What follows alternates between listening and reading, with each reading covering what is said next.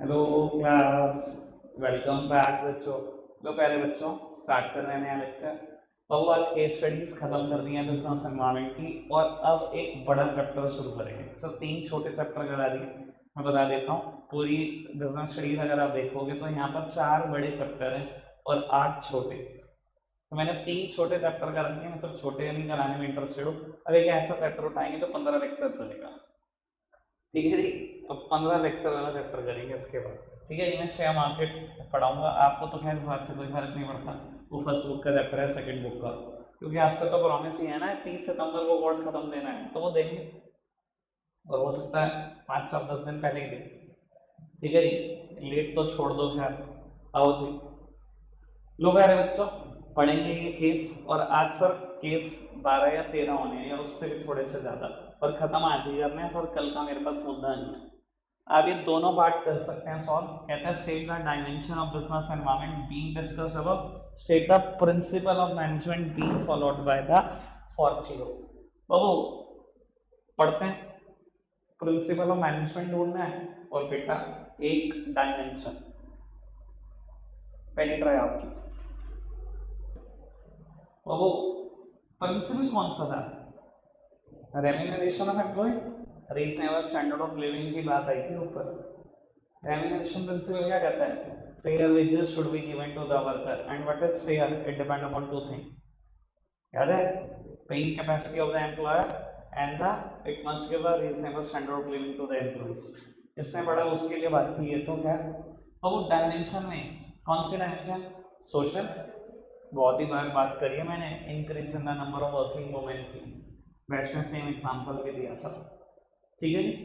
Follow किए। चलो जी, बढ़ते हैं आगे।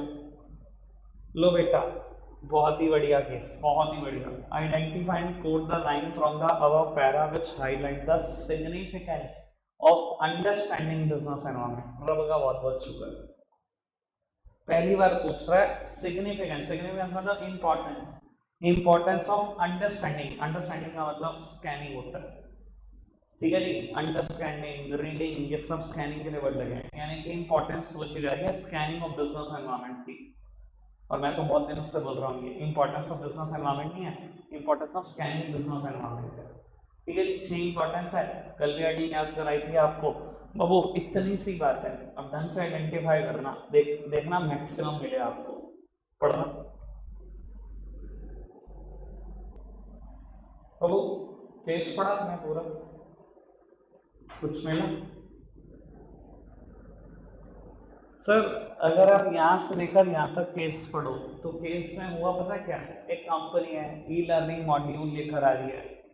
कहता है इसकी एस्टैब्लिश्ड मार्केट है यूके और यूएसए में, पर इंडिया में मार्केट नहीं है। पहली बार कोई चीज इंडिया आ रही है। सर समझ गए होंगे बात। It enables the firm to identify opportunity in getting the first mover advantage. कहता है his business started flourishing in India. Business बहुत तरक्की करने लग गया। इंप्रूवमेंट इन परफॉर्मेंस लिख दो, 6th हेडिंग। फर्स्ट के साथ ही मिल जाती है, 6th कहीं ना कहीं। ठीक है।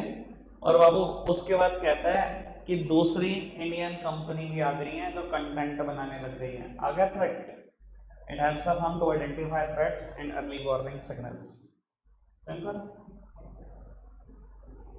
चलो खैर बाबू, अब 4 क्वेश्चन ऐसे हैं जो बहुत थके हुए हैं, बहुत ही स्पीड पर कर सकते हैं हम, करेंगे। मुझे डायमेंशन आइडेंटिफाई करने हैं चारों क्वेश्चन में। मैं रिक्वायरमेंट नहीं पढ़ूंगा, मैं पहले बता रहा हूँ। डायमेंशन आइडेंटिफाई करने हैं चारों। ठीक है जी। पहली ट्राई में आपको देता हूँ एक क्वेश्चन की, एक में सीख जाओ, फिर बाकियों में तो सीख ही जाओगे। पहले खुद करके देखो, नहीं होगा तो मैं समझा रहा हूँ। पढ़ना कौन कौन सी डायमेंशन है मुझे भी बताना।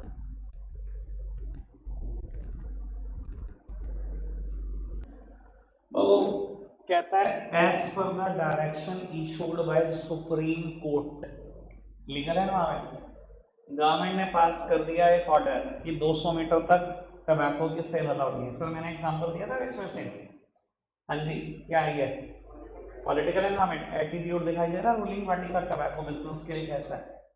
बाबू सुप्रीम कोर्ट ने भी डायरेक्शन दिया और गवर्नमेंट ने बाद में लॉ भी बना दिया। ठीक है ना। Legal environment, political environment.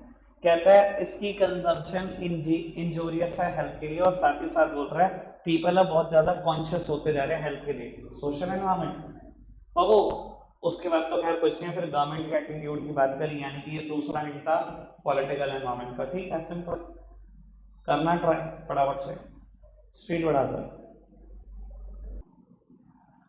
Court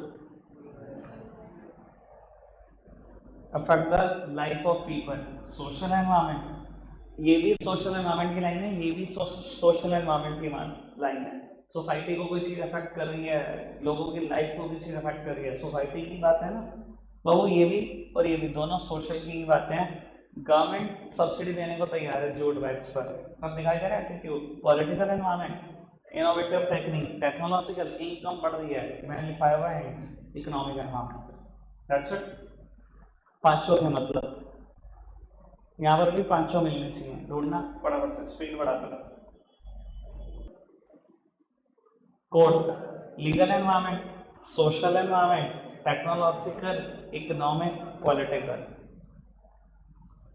अब थोड़ा सा क्वेश्चन ढंग से पढ़ना, गलती नहीं चाहिए, मुझे पिटाई कर दूंगा मैं मेरे क्वेश्चन ढंग से ना पढ़ा गया, पेशेंस के साथ पढ़ना।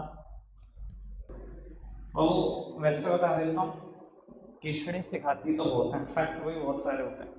इन्होंने बात बिल्कुल सही करी, पर बात ये लोकसभा इलेक्शन की 2014 की है। पहली बार मोदी गवर्नमेंट आई थी, सेंसेक्स 2100 पॉइंट हो चुका था एक सिंगल डे में। और इस बार भी देखिए ना 4 जून को क्या हालत होगी निफ्टी और सेंसेक्स की, मैं बेचूंगा लाइव।